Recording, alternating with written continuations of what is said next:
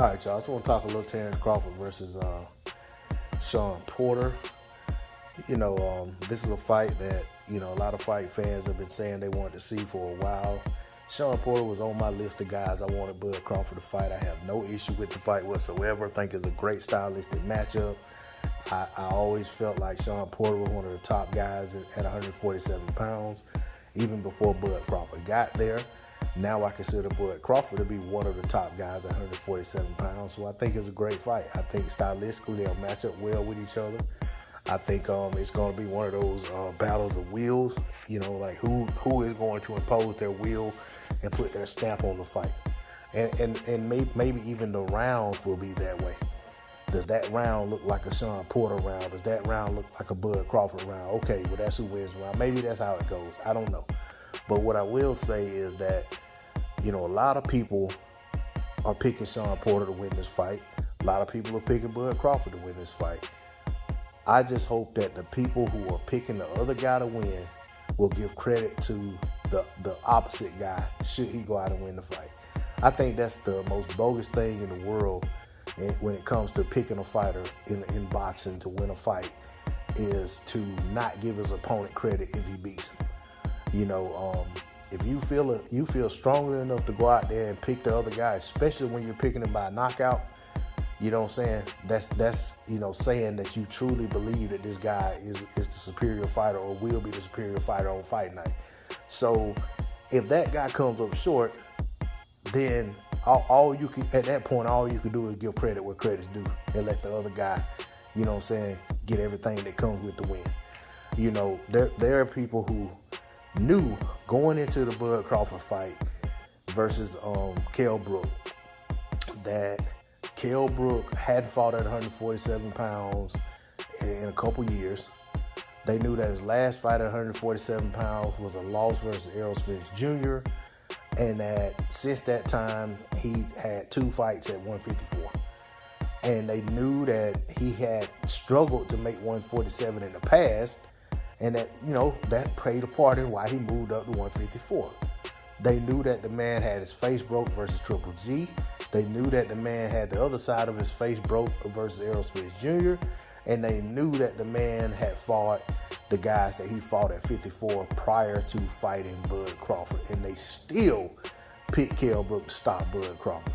You had some that were so sure about it that they said it with the most emphasis that they could muster to come out of their mouth. It was said like this: Kell Brook is gonna stop Bud Crawford, just like that. And I wonder, did the extra emphasis give Kell Brook, was that supposed to give Kell Brook some confidence or some energy, or, just something to help him, shoulder on when the going gets tough and the water gets deep in the fight versus Bud Crawford, to somehow get that stoppage? Well, the answer to that question was absolutely not, because it had no bearing on the fight. And I will say that some of those same people, when Kell Brook ended up beating Bud Crawford, stripped credit away from Bud Crawford because of the very reasons that I just outlined a few moments ago. They talked about what Spence did to him. They talked about what Triple G did to him. They talked about him not fighting at 147 in years. They talked just everything that they knew going in when they were picking him to win the fight. And some of these people go back and they say, well, when I saw him at the weigh-in, I knew he was going to win. But those same people maintained, even after the weigh-in, you know what I'm saying? They maintained that Kell Brook was going to stop him. Some saw him, during the ring walk, and even felt more confidence because of how big he looked over Bud Crawford in terms of, his mass. He had done, he had rehydrated and bulked back up, put his weight back on for the fight, and he looked the part. But when the fight got off and it went down, Bud Crawford got a 4th round stoppage and he didn't get his credit. So I can understand where Bud comes from when he feels like if he goes out and stops Shawn Porter or goes out and dominates Shawn Porter, he won't get his credit. Or if he said he goes out there and has a close fight with Shawn Porter, he's not going to get any credit.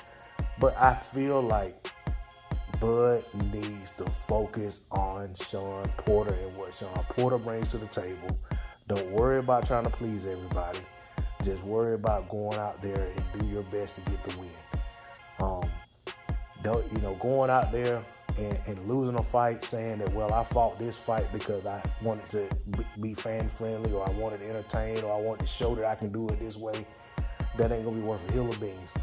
Because regardless of all the criticism or lack of credit one may get in a winning effort, just like he did against Kell Brook, it's gonna be worse if he goes out there and doesn't win.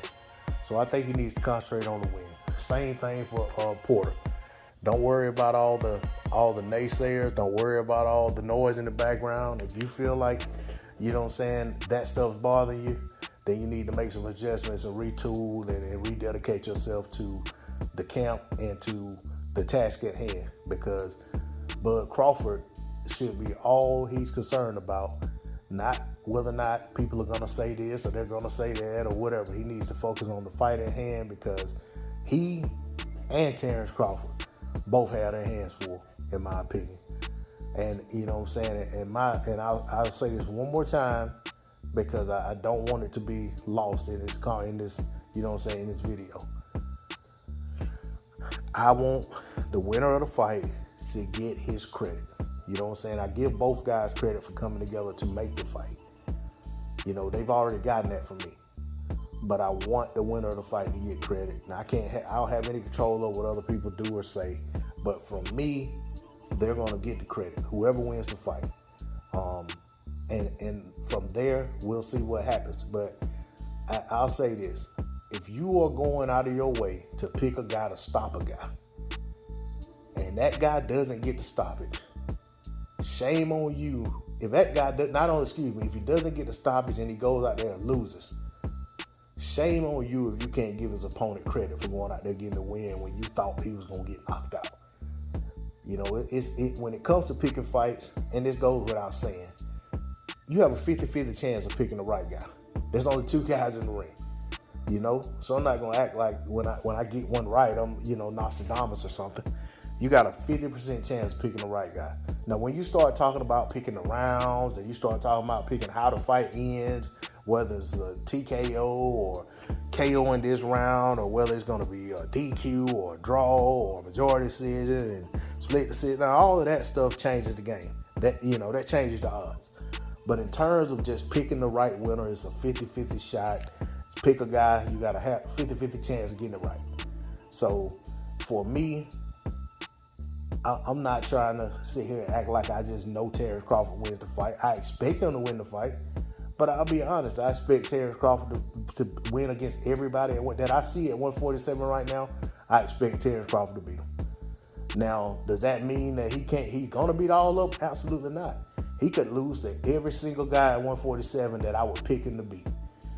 And all that means is that I was wrong. You know what I'm saying? I mean, and that's all it is, and that's where where it lies. But at the end of the day, the guy he has the task at hand right now is Shawn Porter, and I can't overstate enough how deserving of credit whoever comes out of this fight victorious deserves. How deserving of credit they are, because man, these guys are both fighting a top 5 welterweight. That counts for something. That's all I got on it. D-Lo 404 Boxing. Like, share, comment, subscribe. I'm out. Peace.